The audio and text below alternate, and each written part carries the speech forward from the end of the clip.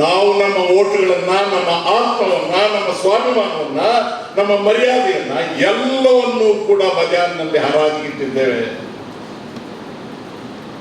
ಜಾತಿಗಳು, ಉಪಜಾತಿಗಳು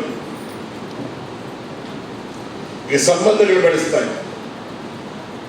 ಹೇಗೆ ಸಂಬಂಧ ಬೆಳೆಸೋದು? ನೀವು ಎ ಪಾರ್ಟಿ, ಆ ಪಾರ್ಟಿಯಲ್ಲಿ ಬಹಳ ದೊಡ್ಡ ಮುಖಂಡರು, ನಿಮ್ಮದೊಂದು ಜಾತಿ, ನೀವು ಈ ರಾಜ್ಯದಲ್ಲಿ 2ನೇ 3ನೇ ಶ್ರೀಮಂತರು, ನಿಮ್ಮ ಪಕ್ಕದಲ್ಲಿ ಇರೋರು ಬಿ ಪಾರ್ಟಿ, ಅವರು ಬಿ ಪಾರ್ಟಿಯಲ್ಲಿ ಬಹಳ ದೊಡ್ಡ ಮುಖಂಡರು, ಉಪಜಾತಿಗಳು ನಿಮ್ಮ ಬೇರೆ ಬೇರೆ. ಇವ್ರು ನಿಮ್ಗಿಂತ ಒಂದು 10 ಕೋಟಿ ಕಡಿಮೆ, ನಿಮ್ 1050 ಇದೆ, ಇವ್ರು 1045. ನಿಮ್ಮ ಮಗಳನ್ನ ಅವ್ರ ಮನೆಗೆ, ಮತ್ತೆ ಅವ್ರ ಮಗನಿಗೆ, ಇನ್ನೊಬ್ಬ ಮಗನಿಗೆ ಪಕ್ಕದ ಮನೆಯವರು, ಇವ್ರು ಇನ್ನೊಂದು ಪಾರ್ಟಿ. ಎಷ್ಟು ಅನ್ಯೋನ್ಯವಾಗಿದ್ದಾರೆ ಈ ಶ್ರೀಮಂತರು. ಉಪಜಾತಿಗಳನ್ನು ಬರೀತಾ ಇದ್ದಾರೆ, ತಮ್ಮಲ್ಲಿ ಸಂಬಂಧ ಬೆಳೆಸ್ಕೊಳ್ತಿದ್ದಾರೆ. ಆಮೇಲೆ ವಿಧಾನಸಭೆಗೆ ಬರ್ತಾನೆ, ಹೇ ಹೋಯ್, ನೀವು ಖುಷಿನೋ ಖುಷಿ, ಅಪ್ಪ ಫೈಟ್ ಮಾಡ್ತಾ ಇದ್ದಾರೆ. ಫೈಟ್ ಎಲ್ಲ ನೀವು ಬರೋಷ್ಟೊತ್ತಿಗೆ ಕರ್ಗೋಗ್ಬಿಡುತ್ತಪ್ಪ. ಶಾಂತವೇರಿ ಗೋಪಾಲ್ ಗೌಡರು ನಿಜಲಿಂಗಪ್ಪನವ್ರನ್ನ ಅಸೆಂಬ್ಲಿಯಲ್ಲಿ ಗಟ್ಟಿಯಾಗಿ ಮಾತಾಡ್ಬಿಡ್ತಾರೆ, ಬಹಳ ಕಠಿಣವಾಗಿ ಮಾತಾಡ್ತಾರೆ. ನಿಜಲಿಂಗಪ್ಪನವರು ಈ ದೇಶ ಕಂಡ ಅತ್ಯಂತ ಪ್ರಾಮಾಣಿಕ ರಾಜಕಾರಣಿ. ತನ್ನ ಕಾಲೇಜಿನಲ್ಲಿ ಓದುವ ಹೆಣ್ಮಕ್ಳು ಬಂದು ಈ ಖಾಲಿ ಬಟ್ಟೆ ಬೇಡ, ನಮಗೆ ನಮ್ಮ ಕ್ಲಾಸ್ಮೇಟ್ಸ್ ಎಲ್ಲ ಮಿಲ್ ಬಟ್ಟೆ ಹಾಕಿ ಬರ್ತಾರೆ, ಕೊಡ್ಸಿ ಅಂದ್ರೆ, ನಾನು ಶ್ರೀಮಂತ ನಮ್ಮ ಕೊಡ್ಸಕ್ಕಾಗಲ್ಲ ಅಂತ ಹೇಳ್ತಾರೆ. ಅಂತ ಮಹಾನ್ ಭಾವ. ಆದ್ರೆ ಮುಖ್ಯಮಂತ್ರಿ ಅವರು ತಾನು ವಿರೋಧ ಪಕ್ಷದಲ್ಲಿ ಸಾರ್ವಜನಿಕ ಹಿತ. ಗೋಪಾಲ್ ಗೌಡರು ಕಠಿಣವಾಗಿ ಮಾತಾಡ್ತಾರೆ. ಸಭೆ ಮಧ್ಯಾಹ್ನ ಊಟಕ್ಕೆ ಹೇಳುತ್ತೆ. ಜೊತೆಯಲ್ಲಿದ್ದವರು ಗೋಪಾಲ್ ಗೌಡರಿಗೆ ಹೇಳ್ತಾರೆ, ಯಾಕೋ ಇವತ್ತು ಸ್ವಲ್ಪ ದುಬಾರಿಯಾಗಿ ಮಾತಾಡಿ, ಹೌದಲ್ಲ ಅಂತ ಹೇಳಿ ಸೀದಾ ನಿಜಲಿಂಗಪ್ಪನವ್ರ ಕೊಠಡಿಗೆ ಹೋಗ್ತಾರೆ.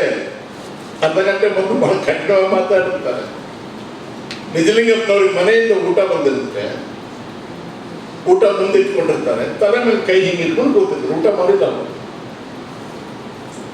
ಸೀದಾ ಹೋಗಿ, ಯಾಕೆ ಸ್ವಾಮಿ ಹಾಗಿದ್ದೀರಿ, ಊಟ ಮಾಡ್ಲಿಲ್ಲ ಅಂದ್ರೆ, ಇಲ್ಲ ಗೌಡ್ರೆ, ಏನೋ ಬೇಜಾರಲ್ಲಿದ್ದೀನಿ, ನಾನು ಅಂತ ಕೆಟ್ಟವನ ಅಂತ ತಪ್ಪು ಮಾಡಿದೆ ಅಂತ ಕಣ್ಣೀರು ಹಾಕಿದ್ರು. ಅಯ್ಯೋ ಸ್ವಲ್ಪ ಸಿಟ್ಟಲ್ಲಿದ್ದೆ, ಕ್ಷಮಿಸ್ಬಿಡಿ ಅಂತ ಹೇಳ್ತಾರೆ. ಇಬ್ರು ಊಟ ಮಾಡ್ತಾರೆ. ಮತ್ತೆ ಮಧ್ಯಾಹ್ನ ಅಸೆಂಬ್ಲಿ ಸೇರಿದಾಗ ಗೋಪಾಲ್ ಗೌಡರ ಧ್ವನಿ ಸರ್ಕಾರ ಮಾಡುವ ತಪ್ಪುಗಳ ಬಗ್ಗೆ ಇನ್ನಷ್ಟು ಗಟ್ಟಿಯಾಗಿರುತ್ತೆ. ಅದು ಪ್ರಜಾಪ್ರಭುತ್ವ. ಈಗ ನೀನೆಷ್ಟು ಹೊಡೆದೆ ನನಗೆ ಗೊತ್ತಿಲ್ವಾ? ಓ, ನೀನ್ ಬಹಳ ದೊಡ್ಡ ಮನುಷ್ಯ, ನಿಂದೆಲ್ಲ ತೆಗಿಲ್ಲ. ಯಾರು ನಾವು ಇವ್ರು ತೆಗಿಯೋದನ್ನ ನೋಡೋದೇ ಕೆಲಸ ಆಗ್ಬಿಟ್ಟಿದೆ.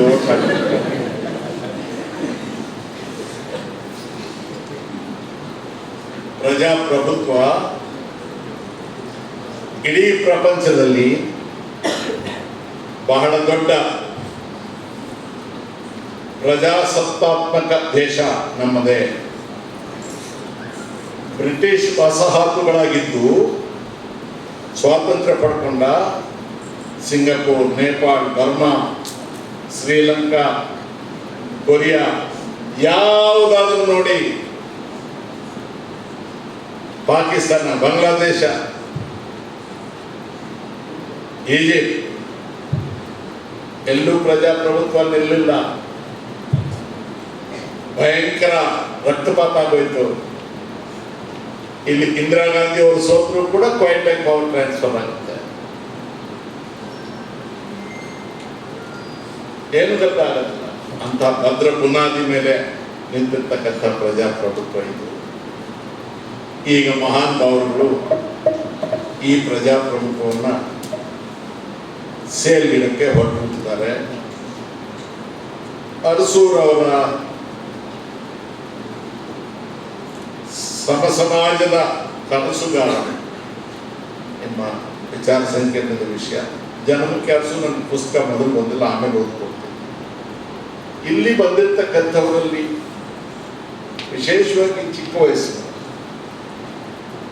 ಒಂದು ವೇಳೆ ನನ್ನ ಮಾತು ನಿಮ್ಗೆ ಏನಾದರೂ ಮನಸ್ಸಿಗೆ ಮುಟ್ಟಿದ್ರೆ, ಒಳಗೆ ಹೋಗಿದ್ರೆ,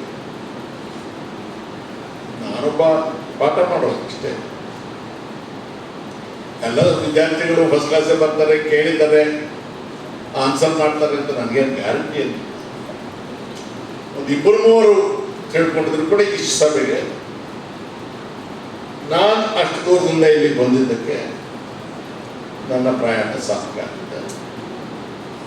ನನ್ನ ತಾಯಿ ಅನಕ್ಷರಸ್ಥೆ, ನಾನು ಬ್ರಾಹ್ಮಣರ ಕುಲದಲ್ಲಿ ಹುಟ್ಟಿದವನು. ಆದರೂ ಕೂಡ ದೊಡ್ಡ ಕುಟುಂಬ, ಒಟ್ಟಿಗಿದ್ವಿ. ನಮ್ಮ ತಾಯಿಗೆ ಅಕ್ಷರ ಜ್ಞಾನ ಇರ್ತಿತ್ತು. ಸ್ವಲ್ಪ ಭೂಮಿ ಆದರೂ ಇದು ಇತ್ತು. ಈ ಊರಲ್ಲಿ ಬರೋ ಮೇಷ್ಟ್ರುಗಳು, ಸರ್ಕಾರಿ ಸರ್, ಪಾಪ ಅವರೆಲ್ಲ ನಮ್ಮಲ್ಲೇ ಊಟ ಮಾಡ್ತಾರೆ. ಹಂಗೆ ಅವರು ನಾವು ಸರಿ ಇದ್ರು ಸರಿ ಇಲ್ಲದಿದ್ರು ಮನೇಲಿ ಹೇಳೋದಿಲ್ಲ, ಬಿಕಾಸ್ ಅವ್ರು ನಮ್ಮಲ್ಲಿ ಊಟ ಮಾಡ್ತಾರೆ. ನಾನು ಶಾಲೆಗೆ ಹೋಗ್ತಾ ಇರಲಿಲ್ಲ. ಈ ಸ್ಕೂಲ್ಗೆ ಅಂತ ಹೇಳಿ ಮನೆ ಬಿಟ್ಟ ತಕ್ಷಣ ಅಲ್ಲಿ ಇಲ್ಲಿ ಬೀದಿಗಳು ಸುತ್ತಾಡ್ಕೊಂಡು ದನಾಗಿ ನಾನು ನೋಡ್ಕೊಂಡು ಬರ್ತೀನಿ. ಸಾಯಂಕಾಲ ಒಬ್ಬರು ಮೇಷ್ಟ್ರು, ಪಾಪ ನಬಿ ಸಾಹೇಬ್ರು, ಅವ್ರಿಗೆ ಪಾಪ ಏನನ್ನಿಸ್ತೋ ಗೊತ್ತಿಲ್ಲ.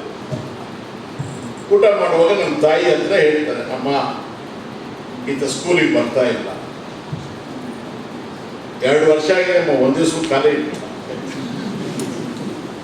ನಮ್ಮ ಅಮ್ಮನಿಗೆ ತನಗೆ ಅಕ್ಷರ ಇಲ್ಲ ಅನ್ನೋ ಬಾಧೆ ಇತ್ತು. ಅಯ್ಯೋ ಇವನು ಹೀಗಾಗೋದ್ನಲ್ಲಪ್ಪ ಅಂತ ಹೇಳಿ ನಮ್ಮ ಮನೇಲಿ ಒಂದು ಸೇದ್ ಬಾವಿ, ಅಲ್ಲಿ ಎಳ್ಕೊಂಡೋಗಿ ನಾನು ನಿಲ್ಲಿಸಿ, ನಾನು ಬಾವಿಲಿ ಬಿದ್ದೋಗ್ತೀನಿ, ನೀನು ಸ್ಕೂಲ್ ಹೋಗಿ. ನನಗೆ ನನ್ನ ತಾಯಿ ಅಂದರೆ 37 ವರ್ಷ ಆಯ್ತು ನನ್ನ ತಾಯಿ ನನಗೆ ಬಿಟ್ಟು. ನನ್ನ ಕೈಗೆ ಸಾಧ್ಯವೇ ಇಲ್ಲ ತಾಯಿ ನೆನೆಸ್ಕೊಂಡ್ರೆ ನನಗೇನಾದ್ರು. ನನ್ನ ತಾಯಿ ನಾನು ಸಾಯ್ತೇನೆ ಅಂತ ಹೆದರಿಸಿ ನನಗೆ ಅಕ್ಷರ ಕಲಿಸ್ತದೆ. ಆದರೆ ಎಲ್ಲ ಪ್ರೊಫೆಸರ್ಗಳು ಡಾಕ್ಟರೇಟ್ಗಳಿಗಿಂತ ಉತ್ತಮವಾದಂಥ ಪಾಠ ನನ್ನ ತಾಯಿ ನಮ್ಮ ಮನೆ ಯೂನಿವರ್ಸಿಟಿಲಿ ನನಗೆ ಹೇಳ್ಕೊಟ್ಟಿದ್ದಾರೆ. ಏನಪ್ಪಾ ಅದು ಅಂದರೆ, ಉಳ್ಳವರ ಮನೆ ಬಾಗಿಲಿಗೆ ನೀನು ಹೋದಾಗ ಮಗ, ಅನುಕೂಲಸ್ಥರ ಮನೆ ಬಾಗಿಲಿಗೆ ನೀವು ಹೊರಟ್ಬಿಟ್ಟಾಗ, ಏನೋ ಒಂದು ಕೆಲಸಕ್ಕೆ ವಾಪಸ್ ಬರುವಾಗ ಅವರು ಹೊಸದಲ್ಲಿ ನಿಂತ್ಕೋಬೇಕಂತ. ನಿಂತ್ಕೊಂಡು ನನ್ನ ಅಂಗಾಲ ಏನಿರುತ್ತೆ ಅದನ್ನ ಹೊಸಲಿಗಾಗಿ ರಾಚಬೇಕಂತ. ಉಳ್ಳವರ ಮನೆಯ ಧೂಳು ಕೂಡ ನಿನ್ನ ಕಾಲಿಗೆ ಅಂಟಿಕೊಳ್ಬಾರ್ದು, ಸ್ವಚ್ಛವಾಗಿ ಬದುಕಬೇಕು ಅಂತ ನನ್ನ ತಾಯಿ ನನಗೆ